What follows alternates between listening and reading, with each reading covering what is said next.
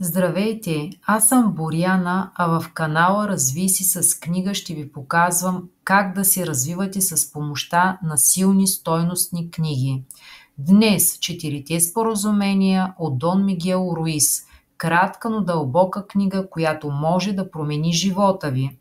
Ето ги четирите споразумения. Бъди безупречен в словото си. Думите имат сила, използвай ги с почтеност.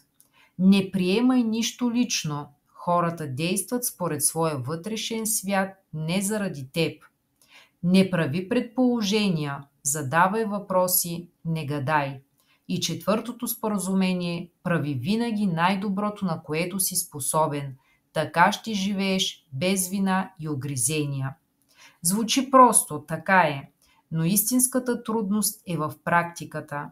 Тази книга е като вътрешен компас за по-спокоен, осъзнат и пълноценен живот.